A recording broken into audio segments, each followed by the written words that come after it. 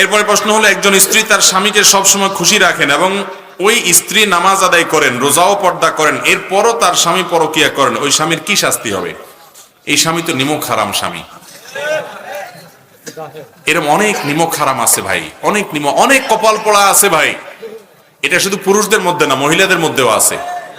অনেক মহিলাদের এরকম আছে যে স্বামীটা অনেক ভালো, তার হক আদায় করে, তাকে অনেক ভালোবাসে, অনেক আদর যত্ন করে, এরপরেও সে পরকীয়া লিপ্ত। একই কথা অনেক বদকিসমত পুরুষদের মধ্যেও আছে। এতে নিমক হারাম। আল্লাহ তাআলা তাকে নেয়ামত দিয়েছে, ভালো স্ত্রী দিয়েছে, ভালো জীবন সঙ্গিনী দিয়েছে, তারপর সে ডানে বামে চলে যায়।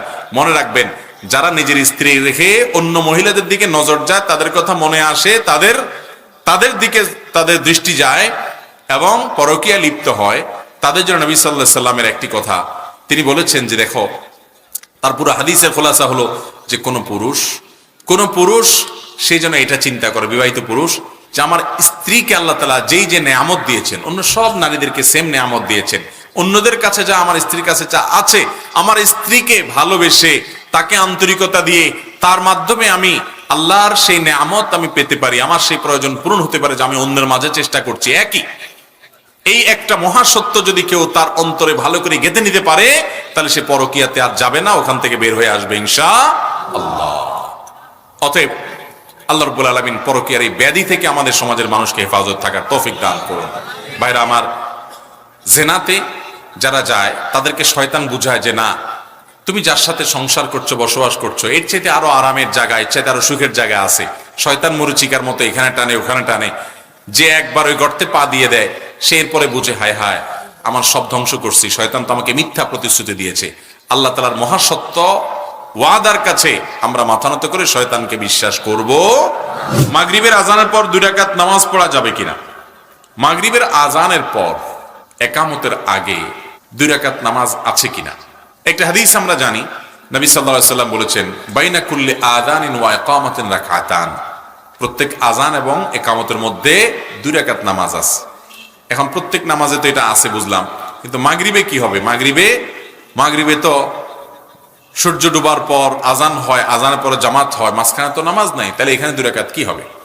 সহিহ বুখারীর স্পষ্ট বর্ণনা, একটা নয়, বহু বর্ণনা আছে যে সাহাবীদের মধ্যে আপনার নবী করিম সাল্লাল্লাহু আলাইহি সাল্লামের সময়ে মাগরিবের আজানের পর একামতের আগে 2 রাকাত নামাজ পড়ার বিষয়টি সুসাব্যস্ত। ফোকাহে হানাফির অনেকেই মাগরিবের নামাজের আজানের পর আপনার মাগরিবের আজানের পর, শুধু ফোকাহ না, সব ফোকাহে কেরামের মতেই মাগরিবের ওয়াক্ত থাকে খুব কম, খুব দ্রুত নামাজ পড়তে হয়। এই জন্য অনেক ওলামায়ে কেরাম এটাকে মাকরু বলেছেন, যে মাগরিবের আজানের পর যদি 2 রাকাত নামাজ পড়তে যায়, তাহলে কি হবে? ফরজ নামাজটা বিলম্ব হবে। তো বিলম্ব হয়ে গেলে মাগরিবের ওয়াক্ত তো কম থাকে, তাড়াতাড়ি নামাজ পড়তে হয়। এই জন্য সূরাটাও কেসারের সূরা আছে, ছোট ছোট সূরা দিয়ে পড়তে হয়, যাতে তাড়াতাড়ি নামাজ শেষ করা যায়। সেখানে সবাই যদি সুন্নত পড়া শুরু করে দেয়, তাহলে অনেক সময় ব্যয় হয়ে যাবে। এই জন্য ফুকাহে হানাফির অনেকে এটাকে মাকরু বলেছেন। ডক্টর খন্দকার আব্দুল্লাহ জাহাঙ্গীর মাসআলার উপরে বিস্তারিত তাহকিক করেছেন, বিভিন্ন ফতোয়া বোর্ডে তিনি লিখিত প্রশ্ন পাঠিয়ে তার উত্তর সংগ্রহ করেছেন। এটার উপরে খোলাসা একটা সামারি তিনি জানিয়েছেন যে, আমি যতটুকু ঘাটাঘাটি করছি ফিকহে হানাফির কোনো কিতাবে এটাকে মাকরুহ বলা হয়েছে আমি খুঁজে পাইনি, বা আমি কোথাও আমার অনুসন্ধানে পাই নাই। তবে হাদিসে আছে, যেহেতু সবাই পড়লে মাগরিবের নামাজের জামাত তাখির হয়ে যাবে, সেজন্য উলামায়ে কেরাম অনেকে এটাকে মাকরুহ বলেন। এটা গবেষণা এবং ইজতিহাদগত বিষয়, কিন্তু হাদিসে আছে মাগরিবের পর আজানের পর একামতের আগে 2 রাকাত সালাতের কথা। কেউ যদি হাদিসের উপর আমল করে, তাকে ভৎসনা করা উচিত হবে, সেই সুযোগ নাই। হাদিসের উপর যদি কেউ সরাসরি আমল করেন, বাবা জীবিত থাকাকালীন যদি তার সন্তান মারা যায়, তাহলে তার নাতি দাদার সম্পত্তি থেকে কতটুকু অংশ পাবে? দেখুন, কোন বাবা যদি দুনিয়া থেকে যাওয়ার আগে আগে ছেলে দুনিয়া থেকে চলে যায়, তাহলে সেক্ষেত্রে যেই লোক দুনিয়া থেকে চলে গেল, তার সন্তানরা তার দাদার সম্পত্তি থেকে আইনত কোরআন এবং সুন্নাহর আলোকে সরাসরি কোনো বিশেষ হিস্সা পাবে না, যেহেতু তারা ওয়ারিস না। কারণ একজনের সম্পদে তার সন্তান মালিক হয় তার মৃত্যুর পর। কখন মালিক হয়? সেই লোকটার মৃত্যুর আগেই যদি ওই লোক মারা যায়, অর্থাৎ সন্তান মারা যায়, তাহলে তো বাবার সম্পদ থেকে মালিক হওয়ার সুযোগই পাইল না, সে দুনিয়া থেকে চলে গেল। আর তার সন্তানরা মালিক হবে বাপের মাধ্যমে। সে বাপই মালিক হয় না তো তারা কোত্থেকে মালিক হবে? এজন্য তারা মিরাজ পাবে না। কিন্তু এর মানে এই না যে তাহলে নাতিরা অসহায় হয়ে থাকবে, তারা কি করবে? মনে রাখবেন, যার বাবার কোনো সম্পদ নাই সেও পৃথিবীতে বেঁচে থাকে এবং অনেক সময় আরো ভালোভাবেও বেঁচে থাকে, ঠিক না ভাই? ঠিক। আর এর চেয়ে বড় কথা হলো যে দাদা শরিয়াত দৃষ্টিকোণ থেকে বাবার মৃত্যুর পর যদি তার ছেলে মেয়েরা থাকে, তাদেরকে দাদা হিসাবে তার ভরণ পোষণ দেওয়া, তার ক্ষয় খরচ দেওয়া, পড়ালেখা করানো, চিকিৎসা করানো, বাসস্থান দেওয়ার সকল দায় দায়িত্ব বহন করতে হবে দাদাকে। কাকে বহন করতে হবে? দাদাকে বহন করতে হবে। অতএব এটা মনে করার কারণ নাই যে ইসলামে কোনো শূন্যতা বা সংকট আছে যে বাবা মরে গেল, সন্তানরা অসহায় হয়ে গেছে কারণ দাদার সম্পদ, তাদের হিস্সা নাই। সম্পদের হিস্সা তো পরের প্রশ্ন। এদের বেঁচে থাকার জন্য অভিভাবক হিসাবে সকল দায় দায়িত্ব পালন করবে। যদি তাদের না থাকে তাদের পক্ষ থেকে পালন করবে কে? দাদা। শুধু তাই নয়, যেহেতু তাদের জন্য কোনো হিস্সা ফিক্সড করা হয় নাই, সেজন্য তাদেরকে অবারিতভাবে দেওয়ার সুযোগ আছে। একটা গুরুত্বপূর্ণ মাসআলা নবী সাল্লাল্লাহু আলাইহি ওয়াসাল্লাম হাদিসে বলা আছে, সেটা হলো যে লা ওয়াসিয়াতা লিওয়ারিথিন, কোনো ওয়ারিসকে ওসিয়ত করা যায় না। ধরেন আপনার ছেলে আপনার মৃত্যুর পর আপনার সম্পদে ভাগ পাবে, আপনি এই ছেলের জন্য যদি ওসিয়ত করেন যে আমার অমুক জমিটা, অমুক বিল্ডিংটা আমার ছেলেকে আমি দিলাম, ওসিয়ত করে থুয়ে গেলাম, আমার মৃত্যুর পর তোমরা তাকে দিবা, শরীয়ত বলে এটা ভ্যালিড না, এটা অবৈধ, এটা গ্রহণযোগ্য না। যেহেতু সে আপনার ওয়ারিস, তার জন্য নির্দিষ্ট হিস্সা কোরআনে ঠিক করে দেওয়া আছে এবং আল্লাহ বলে দিয়েছেন ফরিদাতুম মিনাল্লাহ। এই নির্ধারণ এবং হিস্সাটা কে ঠিক করেছে? আল্লাহ। অতএব সেখানে আপনি ওসিয়ত করে আর নতুন কিছু যোগ করতে পারবেন, কিন্তু ওই নাতিদের জন্য দাদা কিন্তু ওসিয়ত করে যেতে পারবে যা খুশি তা। তার টোটাল সম্পদের 1/3 পর্যন্ত এই নাতিদেরকে ওসিয়ত করে যেতে পারে যে আমি মরে গেলে তাদেরকে এগুলো দিও। বরং তারা ওয়ারিস হিসাবে যতটুকু পেত তার চাইতে বেশি দেওয়ার সুযোগ তৈরি হলো এই প্রসেসের মাধ্যমে। আল্লাহ রাব্বুল আলামিন কার জন্য কোনটা প্রয়োজন তিনি সবচেয়ে ভালো জানেন। অতএব আল্লাহর সাথে পাল্লা দিয়া গোল্লা যায়েন না, পণ্ডিতি করতে যায়েন না। অনেকে এই মাসআলা এসে ইসলামের উপরে প্রশ্ন তোলে, হ্যাঁ কেমন কথা যে বাপ মরে গেছে, নাতিগুলা অসহায় হয়ে গেছে, দাদা সম্পদে ভাগ পাবে না, তাহলে তারা চলবে কিভাবে? তারা অনেক ভালোভাবে চলবে, সেই ব্যবস্থা ইসলাম রেখেছে।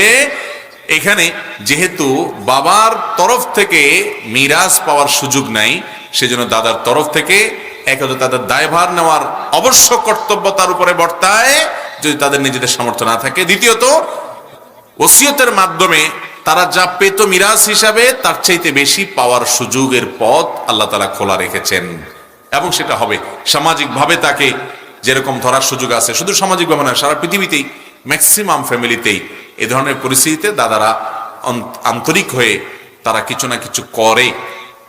একবারে অমানুষ হাতে গোনা ব্যতিক্রম ভিন্ন হতে পারে। বিশেষ করে ছেলে মরে গেলে নাতিদের কিছুই দেব না দাদা, একদম তাকাবো না, এরকম ঘটনা খুব কমই ঘটে। আল্লাহ তাআলা জানেন কোথায় কি দিতে হবে, বিধায় আল্লাহর বিধানের উপরে আর পণ্ডিতি করার দরকার নাই, অন্তত ইমানদারের কোনো প্রয়োজন নাই।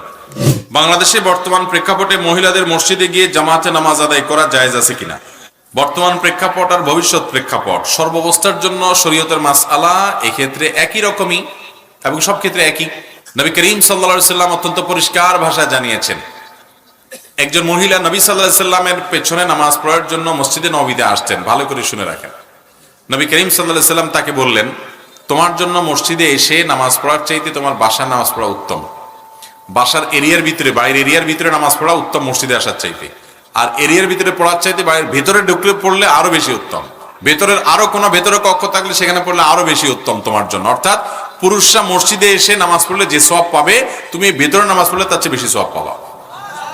এই জন্য মহিলারা শুধু নামাজ পড়ার জন্য মসজিদে আসবে না, সাধারণত শুধু নামাজ পড়ার জন্য মসজিদে আসবে না, তারা বাসা নামাজ পড়বে, এটা হলো সচরাচর এবং সাধারণ জেনারেল বিধান।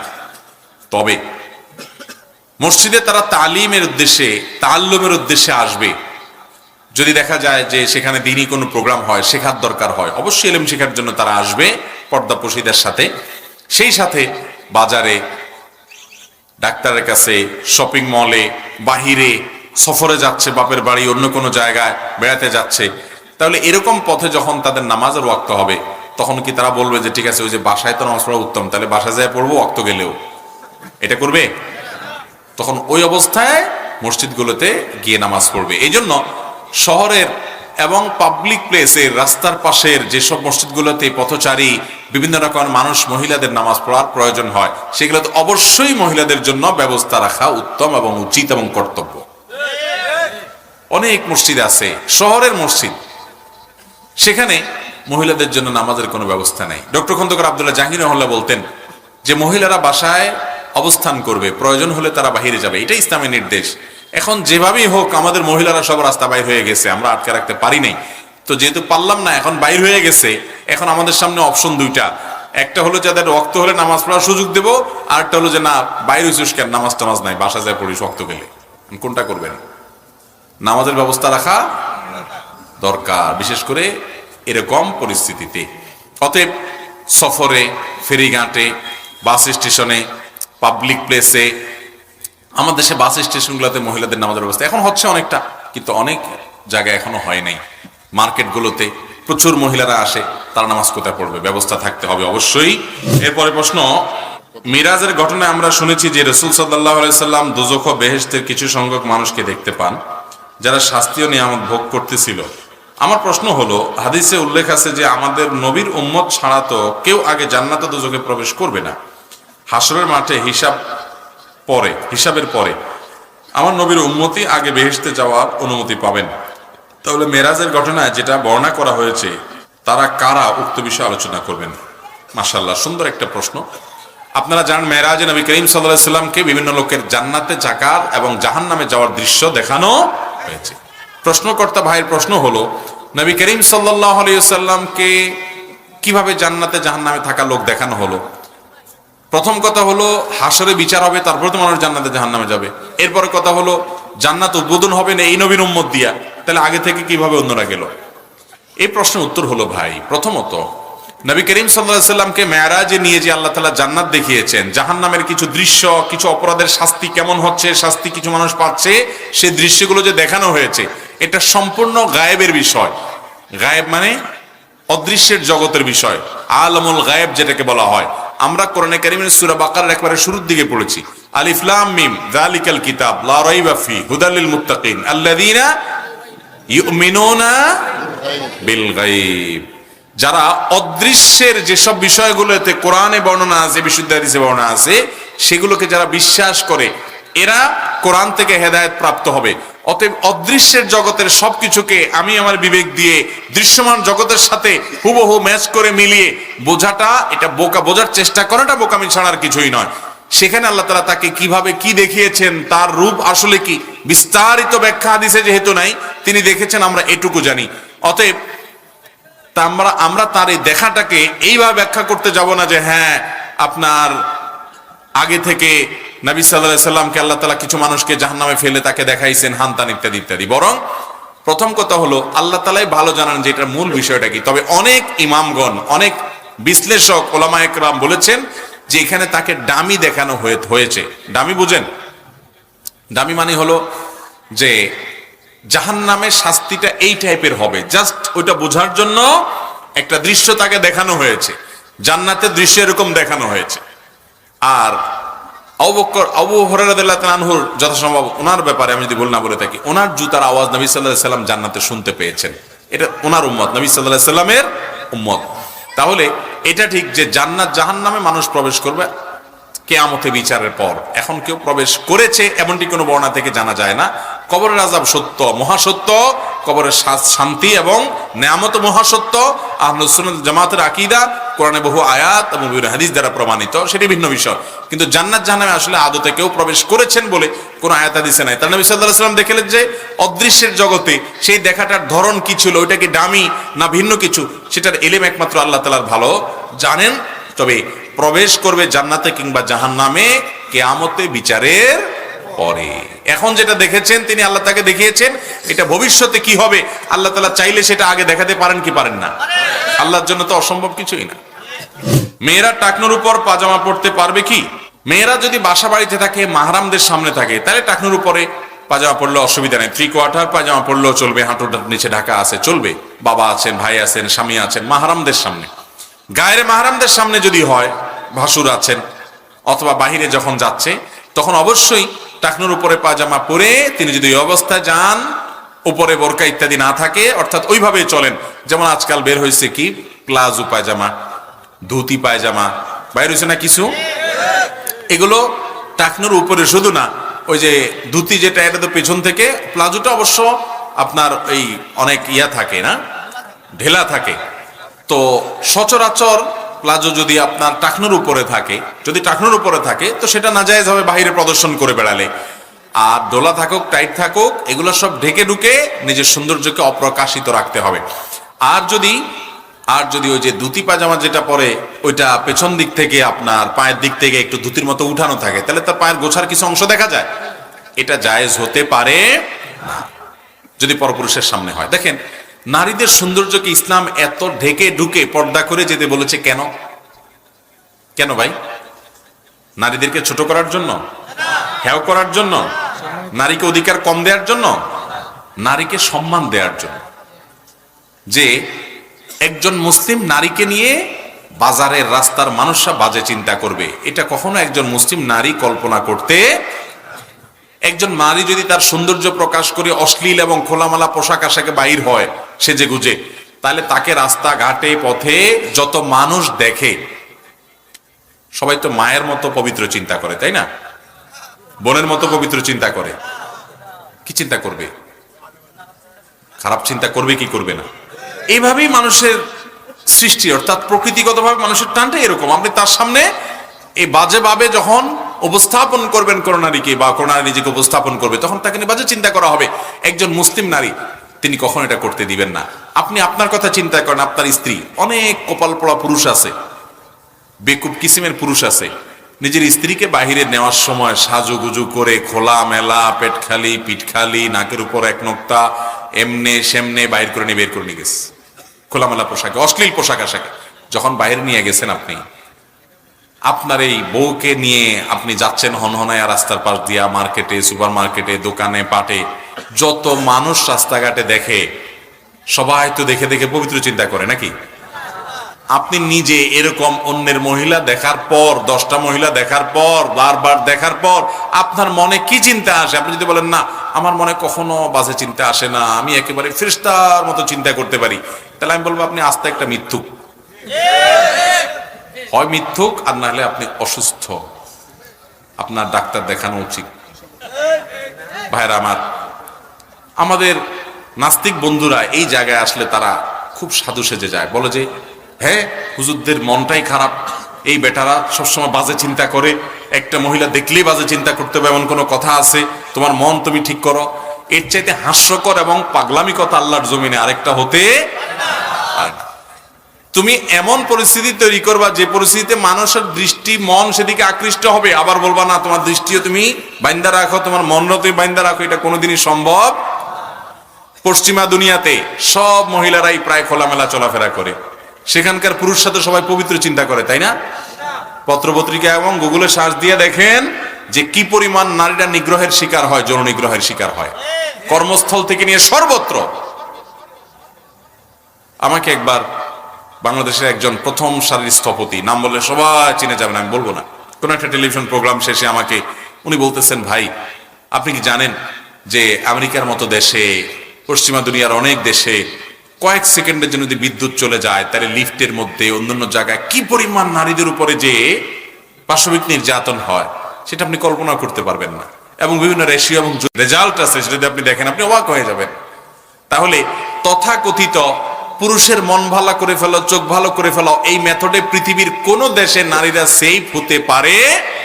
কিয়ামত পর্যন্ত কোথাও পারবেও। এর জন্য সমাধান হলো পুরুষ তার মনকে নিয়ন্ত্রণ করবে, চোখকে হেফাজত করবে, নিয়ন্ত্রণ করবে, আর নারীও তার সৌন্দর্যকে অপ্রকাশিত রাখবে। তাকে নিয়ে বাজে মনে জেনা, মনে মনে জেনা করবে, একজন মেয়েকে দেখে বা বাজে নজর দিয়ে তাকে নিয়ে মনে মনে নোংরা চিন্তা করবে। এটা কোনো রুচিশীল মেয়েও দিতে পারে না। কোনো পুরুষ তার স্ত্রীকে, তার মাকে, তার বোনকে নিয়ে কেউ এরকম চিন্তা করার সুযোগ কোনোদিন কোনো পুরুষ করে দিতে পারে? যে করে দেয় বেচারা রুচি নিয়ে আমাদের প্রশ্ন আছে। আল্লাহ তাআলা আমাদেরকে রুচিশীল পুরুষ হওয়ার তৌফিক দান করেন।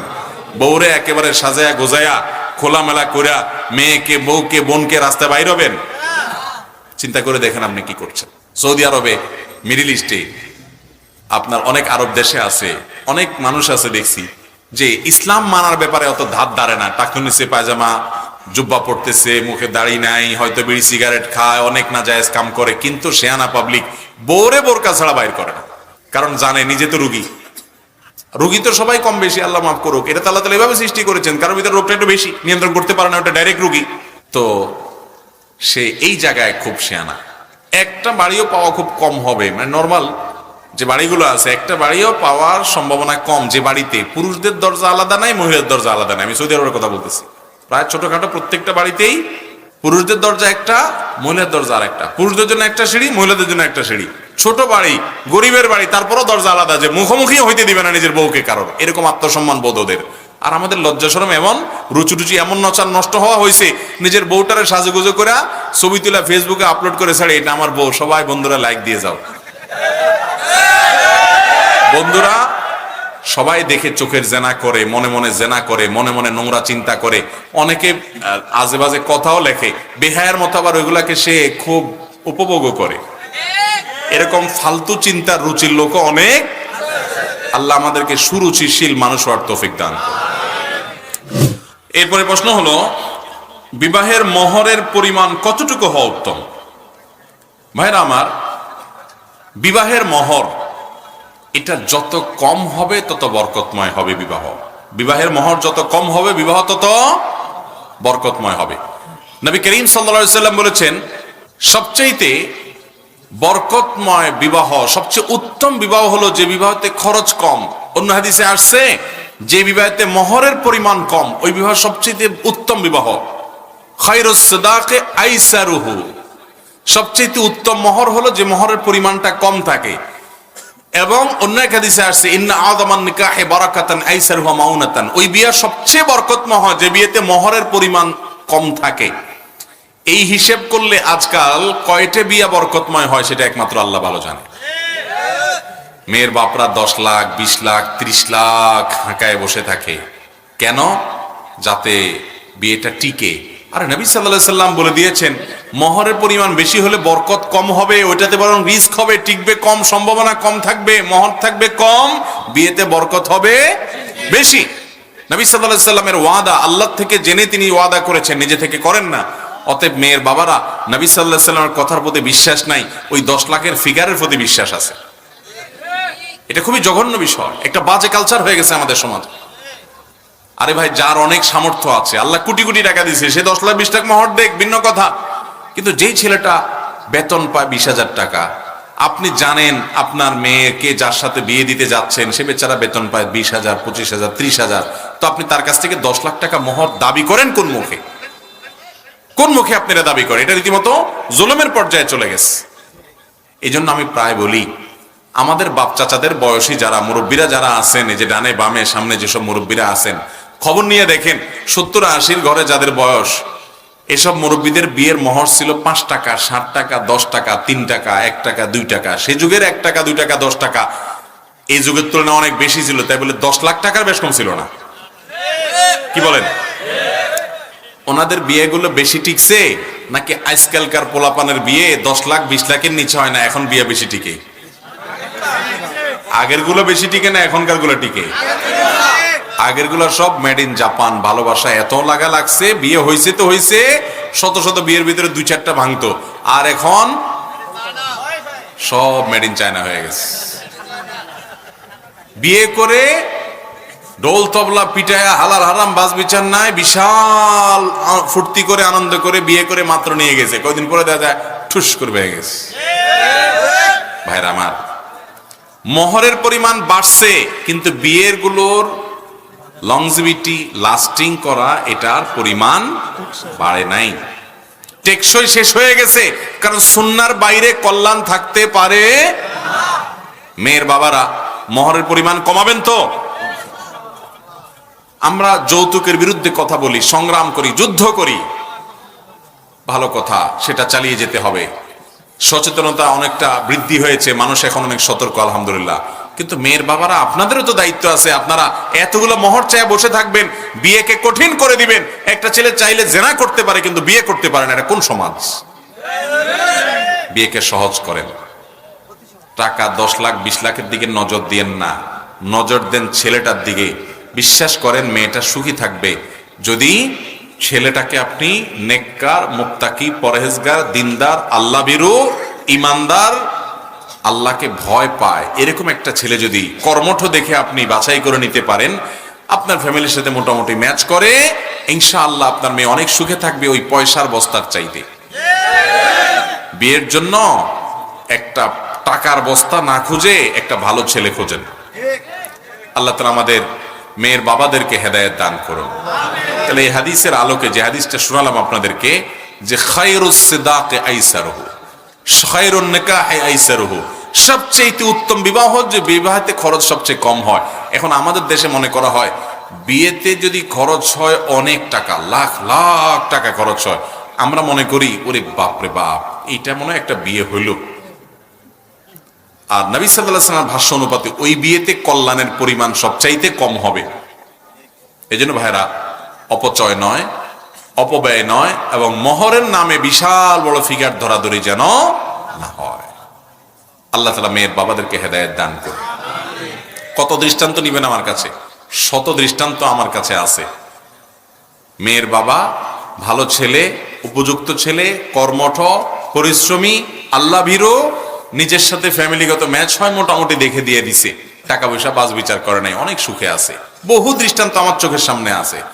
আর টাকার বস্তা দেখে বিয়ে দিছে, মেয়ের জন্য ছেলে দেখে নাই, দেখছে একটা টাকার বস্তা, কদিন পরে ওই টাকার আগুনে পুড়ে সব ছারখার হয়ে গেছে। এরকম দৃষ্টান্ত আপনাদের আশেপাশে আছে না বহুত? অতএব আল্লাহ তাআলা মেয়ের বাবাদেরকে হেদায়েত দান করুন, মেয়েদেরকে হেদায়েত দান করুন, মেয়ের মাদেরকে হেদায়েত দান করুন, মেয়েদেরকে হেদায়েত দান করুন, ছেলেদেরকে আল্লাহ তাআলা হেদায়েত দান করুন। অনেকে বন্ধু বান্ধবকে হঠাৎ দায় রাখতে বা নেকাব পড়তে দেখে বলে, কিরে ছাগলের মতো দায় রেখেছিস, বা ভূতের মতো দেখা যায় দেখি, এর কারণে কি কোনো গুনাহ হবে? ভাইরা আমার, আল্লাহ মাফ করুক, অনেকে রসিকতা করে এই কাজটা করেন। এতে শুধু গুনাহ হওয়ার ব্যাপার না, এতে পরিষ্কার ভাবে ইমানটা নষ্ট হয়ে যাবে। আপনি দাড়ি রাখেন নাই, এর কারণে আপনার ইমান যাবে না ভাই। আপনি নামাজ পড়তে অবহেলা করেন, আপনার ইমান এক কথা চলে যাবে না ভাই।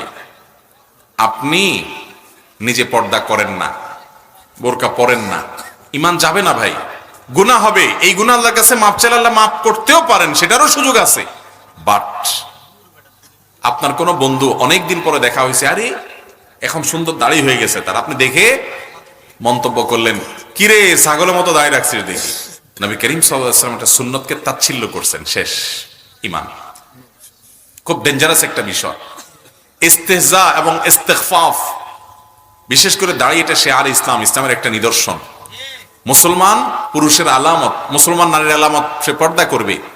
এগুলো নিয়ে আপনি ঠাট্টা বিদ্রুপ করবেন, ব্যঙ্গ বিদ্রুপ করবেন। পৃথিবীতে আমার জানা নাই কোনো আলেমের দ্বিমত আছে যে এই লোক বেঈমান হবে, সাথে সাথে কাফের হবে, ইসলাম থেকে খারিজ হবে, তার ঈমান নষ্ট হয়ে যাবে, এবং সে কোনো অবস্থাতে তওবা করে আবার ঈমান আনা ছাড়া ঈমানদার হতে পারবে না যদি সে এই ধরনের মন্তব্য করে। আমরা অনেক সময় দুষ্টামি করে, ফাজলামি করে, এই ধরনের ঠাট্টা ব্যঙ্গ বিদ্রুপ করে, কি করি না ভাইরা আমার? আল্লাহ তাআলা কোরআনে কারীমে স্পষ্টভাবে বলেছেন, ওয়ালা ইন সাআলতাহুম, আপনি যদি কাফেরদের এই যে ব্যঙ্গ বিদ্রুপ করা নিয়ে জিজ্ঞাসা করেন, লা ইয়াকুলুন্না ইন্নামা কুন্না নাখুদু ওয়া নালআব, তাহলে তারা বলবে, আরে আমরা তো রসিকতা মজায় না করছিলাম, আমরা তো মজা করছিলাম, এমনি রসিকতা করতেছিলাম। আল্লাহ রাব্বুল আলামিন বলেন, কুল আবিল্লাহি ওয়া আয়াতিহি ওয়া রাসূলিহি কুনতুম তাস্তাহজিউন, হে রাসূল আপনাদের তাদেরকে বলে দেন, মজা করছো, রসিকতা করছো? আল্লাহকে নিয়ে, আল্লাহর রাসূলের কোন নির্দেশ নিয়ে, আল্লাহর আয়াত নিয়ে মজা করছো? এটা ঈমান ভঙ্গের একটা কারণ। ভাইরা আমার, অনেক মহিলা আছে একসময় পর্দা করতেন না, এখন মাথায় পর্দা শুরু করে দিয়েছেন। অনেক নামধারী মুসলমান নামের মূর্খ আছে, এটা নিয়ে ব্যঙ্গ বিদ্রুপ করে বলে যে, কিরে কি পড়ছো সেসব, একদম ভূতের মতো দেখা যায় দেখি। অনেক বান্ধবী আছে এরকম বলে। বোন আমার, আপনি নিজে পর্দা করতে পারেন না, কিন্তু আল্লাহর বিধানের প্রতি শ্রদ্ধা রাখেন, ঈমানটা অন্তত যাবে না, একসময় তওবা নসিব হবে। মনে রাখবেন, এটা মুনাফিকের মার্কা। কোরআনে কারীমে আল্লাহ বলেছেন, মুনাফিকদের মার্কা ছিল, তারা কি করত? তারা বলতো, তাদেরকে যখন বলা হয়তো তোমরা ঈমান আনো ঈমানদারদের মতো, তারা বলতো, আনুমিনু কামা আমানাস সুফাহা, হ্যাঁ, তারা ঠাট্টা বিদ্রুপ করতো ইমানদারদের সাথে। এটা মুনাফিকদের মার্কা। বিদায় কোনো মুসলমানের দাড়ি নিয়ে, কোনো মুসলমান নারীর পর্দা নিয়ে বা ইসলামের কোনো বিষয় নিয়ে তাচ্ছিল্য করা। অনেকে আছে দেখবেন নামাজ পড়ে না, কেউ নামাজ পড়তে বলে কার দুধ রাখ, তোর নামাজ কি হবে, সমস্ত নামাজ পড়ে হ্যাঁ ব্যঙ্গ বিদ্রুপ করলো, তাচ্ছিল্য করলো, তাহলে এটার কারণে কুফরি হয়, ইমান চলে যায়। বিধায় এই সমস্ত বিষয় নিয়ে হেয়ালিপনা নয় এবং এ সমস্ত বাজে মন্তব্য নয়। আল্লাহ তাআলা আমাদেরকে বুঝার তৌফিক দান করুন। কোন দালাল ক্রেতা ও বিক্রেতা উভয়ের কাছ থেকে টাকা নিলে সেটা জায়েজ হবে কিনা? আমাদের দেশে জমির দালাল বলেন, অন্যান্য বিভিন্ন দালাল বলেন, এই দালালদেরকে দেখা যায় অনেক সময় ক্রেতা বিক্রেতা দুই দিক থেকে টাকা নেয়। অনেকে দেখা যায় ক্রেতার পক্ষ থেকে টাকা নেয়, অনেকে শুধু বিক্রেতার পক্ষ থেকে টাকা নেয়। কারণ যে বেচবে সে বলে ভাই আমার জমিটা একটু বেচে দাও, তুমি কাস্টমার খুঁজে আনো তো তোমাকে এত দেব। এরকম যেরকম আছে, এটা যেরকম আছে, আবার অনেকে ওই যে বিক্রেতাকে ক্রেতা বলে ভাই আমার এই জিনিসটা কেনা দরকার, কোথায় পাওয়া যায় একটু দেখেন, তো সেখান থেকে সে খুঁজে এনে দিলে ক্রেতা তাকে কিছু দেয়। আবার অনেক দালাল আছে যে বিক্রেতার কাছ থেকেও খায়, ক্রেতার কাছ থেকেও খায়। বিশেষ করে আজকালকার যুগে বেশিরভাগ ক্রেতায় দালালি বোধহয় এই টাইপের, তাই না? তো এটা জায়েজ হবে তখন যদি সে ক্রেতা বা বিক্রেতা কারোর পক্ষ থেকে উকিল না হয়, অর্থাৎ ক্রেতার সাথেও কোনো চুক্তি নাই, বিক্রেতার সাথেও চুক্তি নেই, সে নিজে নিজে দালাল। কে জমি বেচবে খুঁজে বেড়ায়, আর যে কে জমি কিনবে সেটাও খুঁজে বেড়ায়। তো বেচা লোক আর কেনা লোকের সাথে সে মধ্যস্থতা করে সব কাজগুলো সমাধান করে। এটা যদি সে করে তাহলে দুই পক্ষ থেকেই সে টাকা নিতে পারে। কিন্তু যদি তাকে বিক্রেতা বলে ভাই আমার জমিটা বেচতে হবে, তুমি ক্রেতা বাইর করে এনে দাও, জমির দাম 10 লাখ টাকা করে, তোমাকে আমি 9 লাখ করে দিয়ে দিলাম, বাকি 1 লাখ করে তুমি পাইবা, অথবা তুমি এটা বিক্রি করে দাও মোট এত টাকায়, আমি তোমার এত টাকা দিব। এটা যদি বিক্রেতা বলে দেয় তাহলে সে ক্রেতার কাছ থেকে আর কোনো টাকা খেতে পারবে, তাহলে সে শুধু বিক্রেতার কাছ থেকে নিবে। একইভাবে যদি ক্রেতা বলে দেয় যে ভাই আমাকে এটা খুঁজে বের করে দেন আপনি, তাহলে আমি এত টাকা দেবো, তাহলে তাকে সে নিয়োগ দিল। নিয়োগ দিলে সে যার কাছে কাজ দিল সেই বিক্রেতার কাছ থেকে সে আর টাকা নিতে পারবে না। যদি নেয় সেটা উৎকোচ হবে এবং জায়েজ হবে। কথা কি বুঝাতে পারছি? তাহলে যে কোনো এক পক্ষ থেকে নিয়োগ প্রাপ্ত হলে শুধু তার টাকা খেতে পারবে, অপর পক্ষের টাকা খাওয়া যাবে না। তখন এটা সুদ হবে, ঘুষ হবে, উৎকোচ হবে এবং নানা কারণে আরো নানা কারণে গুনাহ হবে না, জায়েজ হবে। আর যদি দুই পক্ষই তাকে কেউই নিয়োগ দেয় নাই, সে নিজে থেকে নিজে দালালি করে, ক্রেতাও খুঁজে বাইর করে, সে বিক্রেতাও খুঁজে বাইর করে, এরপরে লিঙ্ক করে দেয়, তাহলে সেক্ষেত্রে সে কারোর ধার ধারবে না বা কারোর অধীনস্থ না। বিদেশ সে দুজন থেকেই বলে কয়ে ধোকাবাজি ছাড়া, মিথ্যা ছাড়া। দালাল মানে এখন প্রতারণা করবে, তিলের তাল বানাবে। বিদেশের দালাল মানে হলো ভিসা আসবে, মনে করেন ক্লিনারের, বলবে যে তুমি বিশাল বড় ম্যানেজার পোস্টে যাচ্ছ, আছে না নাই? বিশাল বড় ম্যানেজার তুমি, সেখানে যায় দেখে হায় হায় কিসের ম্যানেজার, যাও নিয়ে ধরা দিছে। তো এরকম 2 নম্বরই ভিসার দালালরা করে কি করে না? জমির দালালরাও একই কাম করে। ভাই এই জমির দাম এত টাকা বলছিল ভাই, এটা মিথ্যা কথা, অল্পের জন্য দেয়া হয় না ভাই, একদম কাগজ টনটনা, আসলে সে জানে ভেজাল আছে। তো এরকম মিথ্যা কথা বলে দালালি করলে সেটা তো জায়েজ নাই, গুনাহ। দালালি যদি সে করতে হবে সে সত্য কথা বলে মৌলিকভাবে মধ্যস্থতা করা, বলতে খারাপ শোনা গেলেও মধ্যস্থতা করে উপার্জন করা জায়েজ আছে। কিন্তু মিথ্যা কথা বলবে না, প্রতারণা করবে না, সত্য সত্য কথা বলবে এবং 2 নম্বর কোনো পথে যাবে না, তাহলে সেটা জায়েজ হতে পারে। জাযাকুমুল্লাহ খাইর। ভাই অনেক সময় হয়েছে, আমার মনে হয় শেষ হওয়া দরকার, রাত কম হয় নাই। হ্যাঁ, আর কটা দেন, ফজর নামাজ পড়া লাগবে না? আচ্ছা, সংক্ষেপে কয়েকটা প্রশ্ন উত্তর দেই আরো। সরকারি চাকরির জন্য 5 লক্ষ টাকা দিতে হবে, কিন্তু টাকা দিয়ে চাকরি করার ইচ্ছা আমার নাই, তবে পিতা মাতারও অবাধ্য হতে পারছি না, এখন করণীয় কি? ভাইরা আমার, ঘুষ দেওয়া ছাড়া চাকরি হবে না। আপনি যদি এই চাকরিকে বাদ দিয়া এর চাইতে কমের কোনো চাকরি, এর চাইতে কম বেতনের কোনো সুবিধার কোনো চাকরি আপনি করেন, অথবা চাকরি বাদ দিয়ে আপনি একটা ছোট্ট ব্যবসাও শুরু করে দেন, ইনশাআল্লাহ আল্লাহ আপনাকে বরকত দিবে। আপনি গুনাহের দিকে না যে যদি তাকওয়ার উপরে আসার চেষ্টা করেন, ওয়াল্লাযীনা জাহাদু ফীনা লানাহদিয়ান্নাহুম, যারা আমার দিকে আসার চেষ্টা করে, আল্লাহ বলছেন তাদেরকে আসার বহু রাস্তা দেখাই দিবে, একটা না। এই জন্য আল্লাহর দিকে আসার চেষ্টা করবেন। যদি এমন হয় কোন একটা আপনার চাকরি, এটা আপনার জন্য এই মুহূর্তে এসেনশিয়াল, আপনি এটার জন্য উপযুক্ত, ঘুষ দেওয়া ছাড়া কোনো উপায় নাই, এটা ছাড়া আপনার অন্য কোনো ব্যবস্থা নাই, আপনি এই মুহূর্তে কোনো জায়গায় যেতে পারছেন না, একেবারে সিরিয়াস, দেয়ালে পিঠ থেকে গেছে, এরকম কয়জনের হবে? হাজারে লাখে। এরকম যদি হয় তাহলে আপনার জন্য ঘুষ দেওয়াটা কখনো কখনো শর্ত সাপেক্ষে জায়েজ হতে পারে, কিন্তু ঘুষ নেওয়াটা সর্বাবস্থায় ঘুষখোরের জন্য হারাম। কিন্তু তাই বলে ঘুষ দিয়া গণহারে চাকরি নেবেন না ভাই। যে চাকরির জন্য আমাকে হারাম করতে হবে, হোক সেটা আমি বাধ্য হয়ে করছি, সেটা আমি না করার কোনো ব্যবস্থা থাকলে অবশ্যই সেই চেষ্টা করতে হবে। আমি একজন প্রকৃত হানাফি মাযহাবের অনুসারী, আমি একটি মসজিদে ইমামতি করি। আমি যতটুকু জানি ফরজ নামাজের পর সম্মিলিত মুনাজাতের কোনো হাদিস নেই, কিন্তু আমার মুসল্লিদের কোনোভাবে বোঝাতে পারছি না, এই মুহূর্তে আমার করণীয় কি? ভাই, এ বিষয়ে আমাদের একটা বক্তব্য আছে আমাদের আস-সুন্নাহ ফাউন্ডেশন ইউটিউব চ্যানেলে। আলহামদুলিল্লাহ, এই বক্তব্যটা প্রায় ঘন্টা খানেক সময় ধরে করা, বা 40-50 মিনিটের আয়তনের হবে। এই বক্তব্যটা যদি পরিপূর্ণভাবে আপনি নিজে শুনেন বা কাউকে শোনাতে পারেন, আমার মনে হয় এই ক্ষেত্রে অন্তত নবী সাল্লাল্লাহু আলাইহি সাল্লামের আমল কি, আমাদের কি করা উচিত, সেটা পরিষ্কার হয়ে যাবে। আমার বমিপল্লী মসজিদে দীর্ঘদিন পর্যন্ত মানুষ যখন বুঝবে না, বোঝানো ছাড়া, পরিষ্কার হওয়া ছাড়া, তখন আমাদের মসজিদের সম্মিলিত মুনাজাত হয়েছে, আমরা সম্মিলিত মুনাজাত করেছি। আমরা দীর্ঘদিন থেকে মানুষকে বোঝানোর চেষ্টা করেছি। আলহামদুলিল্লাহ, একদিন এই দীর্ঘ সময়ের বক্তব্যের পর আমি মুসল্লিদেরকে বলছি যে আপনারা সবাই করেন, এখনো আরো কিছুদিন করেন, আপনারা বুঝেন, আমি শুধু আমার দায়িত্ব পালন করলাম, সুন্নাহ কোনটা আর খেলাফে সুন্নাহ কোনটা বুঝাইলাম। আলহামদুলিল্লাহ, এরপর থেকে দেখা গেল যে আমার মসজিদের ইমাম সাহেব যে বেচারা আসরের পরে মুনাজাত ধরে বসে আছে, কিন্তু সবাই জিকির আজকার তাসবিহ তেলাওয়াত করতেছে। 5 ওয়াক্ত নামাজের পরে দোয়া জিকির আছে না নাই, সেগুলো পড়তেছে। আমাকে বেচারা, আমি আসলে ওখানে ছিলাম না, অন্য কোথাও ছিলাম, আমাকে ফোন দিয়েছে, দিয়া বলে আমি কি করব? তাহলে মুসল্লিরা যদি না করে, আমি জোর করে তোর করাতে পারবো না, আর কি করা যাবে?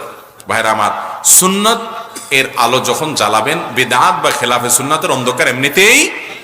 নবী করিম সাল্লাল্লাহু আলাইহি সাল্লাম সালাম ফেরানোর পর অনেকগুলো দোয়া পড়তেন, অনেকগুলো জিকির পড়তেন। এগুলো পড়তে বেশ কিছু সময় লাগবে। আমার দেশে শতকরা 2 জন মানুষ এগুলো জানে না, কিন্তু জানে হলো রেডিমেড মুনাজাত। রেডিমেড মুনাজাত যারা জানে, কিন্তু সকাল 5 ওয়াক্ত নামাজের পরে দোয়া জিকির গুলো ম্যাক্সিমাম মানুষ জানে না। ইমাম সাহেবদের উচিত সেগুলো জানানো এবং শেখানো। সেই সাথে নামাজের পরে যদি কেউ আল্লাহর কাছে দোয়া করতে চায়, অবশ্যই করবে, ভুল বুঝবেন না আবার। কিন্তু নামাজটা একটা মুনাজাত, আল্লাহর সাথে কথোপকথন। আবার সেই সাথে নামাজের পরে দুবরা করলে সালাত, প্রত্যেক নামাজের পর দোয়া কবুল হয়। কারোর যদি আল্লাহর কাছে কিছু চাওয়ার থাকে সে করবে, কিন্তু ইমামের সাথে মুসল্লিরা উঠাবে, নামাবে, লেফট রাইট, এরকম ট্র্যাডিশনাল মুনাজাত যেটা আমাদের দেশে আছে, এটাকে নামাজের অংশ মনে করলে, নামাজের পরে এটাকে বাধ্যতামূলক মনে করলে, আবশ্যক মনে করলে, এটাকে নামাজের অংশ বানিয়ে নিলে, সুন্নাহ মনে করলে, সেটার কারণে সওয়াব হওয়ার পরিবর্তে বরং গুনাহ হওয়ার আশঙ্কা, ভয় আছে। আমার দেশে এটা না করলে তো ইমাম সাহেবের চাকরি থাকবে না, এমন অবস্থা। মাঝে মধ্যে যদি ছেড়ে দেয় তারপরেও খবর আছে, ঠিক না? ঠিক। তো মানুষকে সুন্নাহটা শেখাতে হবে, সুন্নাহটা শেখাবেন, জানাবেন, বুঝাবেন। হেদায়েত দেওয়ার মালিক আল্লাহ তাআলা। আস্তে আস্তে ইনশাআল্লাহ পরিবেশ ভালো হবে। ইমাম সাহেবরা হিম্মত করতে হবে। একেবারে সারা জীবন আপনি শুধুমাত্র আপোষ করে যাবেন, সেটা হওয়া উচিত নয়। ভাইরা আমার, আলহামদুলিল্লাহ, অনেক প্রশ্ন আছে, কিন্তু আমার মনে হয় না, রাত গভীর হয়েছে, আর বাড়ানো উচিত হবে। আল্লাহ তাআলা আমরা যা শুনলাম, জানলাম, বুঝলাম, সেগুলো অনুযায়ী আমাদের সবাইকে আমল করার তৌফিক দান করুন। জাযাকুমুল্লাহু খায়রা ওয়া